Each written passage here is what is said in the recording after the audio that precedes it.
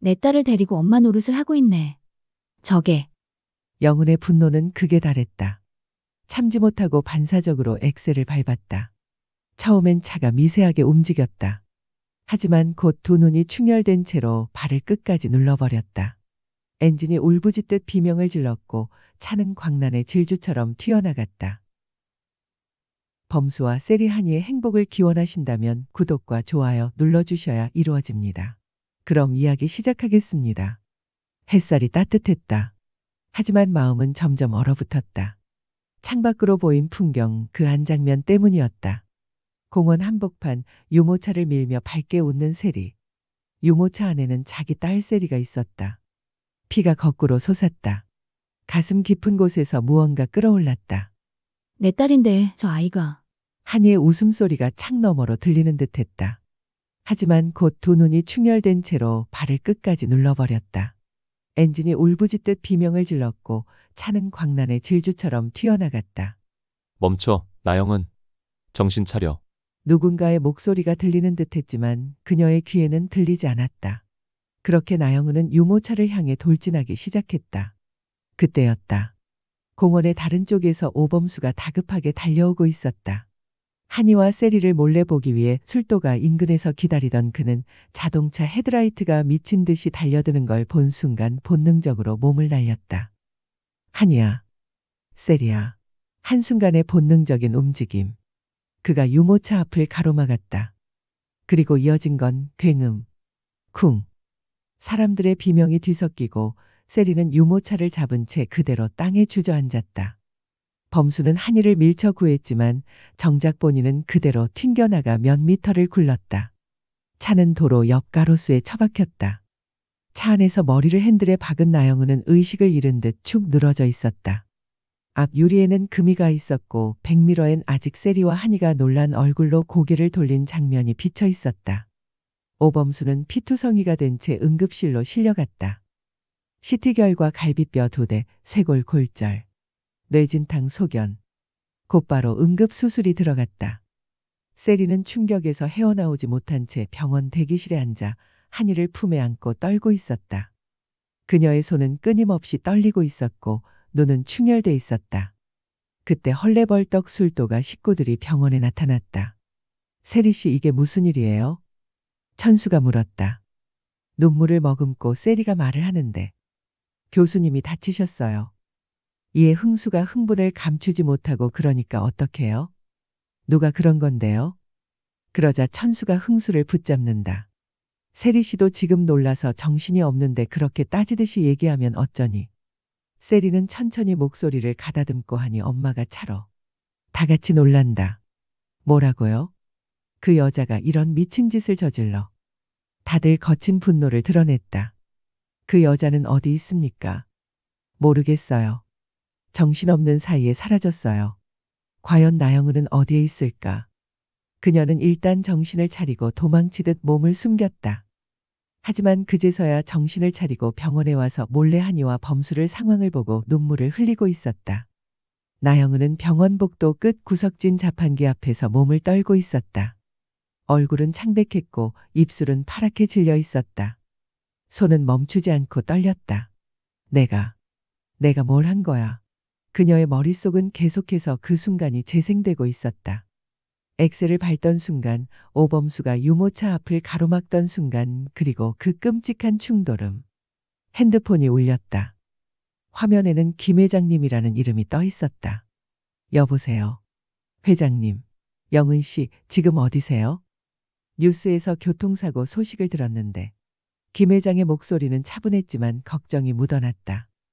영은은 목이 메어 제대로 말을 할 수 없었다. 회장님. 저는 일단 위치를 알려주세요. 지금 당장 가겠습니다. 검은색 고급 승용차가 조용히 병원 주차장에 들어섰다. 김 회장이 차에서 내리자마자 나영은을 찾아 병원 안으로 향했다. 병원 복도에서 웅크리고 있던 나영은을 발견한 순간 김 회장의 표정이 굳어졌다. 그녀의 모습은 처참했다. 나영은 씨, 회장님.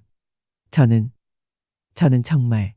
나영은은 김 회장의 품에 안기며 흐느끼기 시작했다. 지금까지 억눌러왔던 모든 감정이 터져나왔다.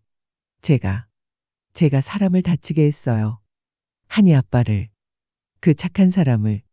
김 회장은 나영은의 등을 토닥이며 조용히 말했다. 일단 진정하세요. 무슨 일인지 차근차근 얘기해보죠. 처음에는 그냥 한이를 보고 싶어서였어요. 멀리서라도 우리 딸이 잘 지내는지 확인하고 싶었어요.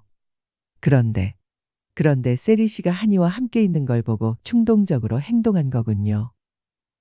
나영은은 고개를 끄덕였다. 눈물이 또다시 흘러내렸다. 저도 모르게 정신을 잃었어요. 그 순간만은 정말 아무것도 생각할 수 없었어요. 그냥 내 딸을 빼앗긴다는 생각밖에. 김 회장은 잠시 생각에 잠겼다가 입을 열었다. 나영은 씨, 지금 가장 중요한 건 오범수 씨의 상태를 확인하는 것입니다. 그리고요? 제대로 된 사과를 해야 합니다. 도망치는 건 해결책이 아니에요. 나영은의 얼굴이 더욱 창백해졌다. 하지만 저를 용서해 줄까요? 제가 저지른 일은 그건 해보지 않으면 모르는 일입니다. 하지만 분명한 건 계속 숨어 있으면 아무것도 해결되지 않는다는 거예요. 다음 날 오전 김 회장과 함께 나타난 나영은을 본 세리와 술도가 식구들의 표정은 차가웠다. 특히 흥수는 분노를 감추지 못했다. 감히 어떻게 여기 나타날 수 있어요? 흥수가 소리쳤지만 천수가 그를 말렸다. 흥수야, 일단 들어보자. 나영은은 무릎을 꿇고 앉았다. 병원 복도에서 모든 사람들이 보는 앞에서. 죄송합니다. 정말 죄송합니다. 그녀의 목소리는 떨렸지만 진심이 담겨 있었다. 변명의 여지가 없습니다. 제가 순간적으로 정신을 잃고 저지른 일이지만 그 어떤 이유로도 용서받을 수 없는 일을 했습니다. 세리는 복잡한 표정으로 나영은을 바라봤다. 분노와 동시에 연민도 느껴졌다. 나영은 씨, 왜 그러셨어요? 한이를, 제 딸을 보고 싶어서였어요. 하지만 세리 씨가 한이와 함께 행복해하는 모습을 보니 제 마음이, 그래서 우리를 죽이려고 했다는 거예요? 흥수의 날카로운 질문에 나영은은 더욱 고개를 숙였다. 아니에요. 그럴 생각은 아니었어요. 정말 그 순간만은 제가 제 자신을 통제할 수 없었어요. 그때 중환자실 문이 열렸다. 의사가 나왔고 모든 사람들의 시선이 집중됐다. 수술은 성공적으로 끝났습니다. 다행히 생명에는 지장이 없어요. 하지만 완전히 회복하려면 시간이 좀 걸릴 것 같습니다. 모두가 안도의 한숨을 쉬었다. 나영은은 그 자리에서 울음을 터뜨렸다. 정말 다행이에요. 정말. 김 회장이 나영은의 어깨에 손을 올렸다. 나영은 씨, 이제 제대로 된 책임을 져야 합니다. 일주일 후 병실.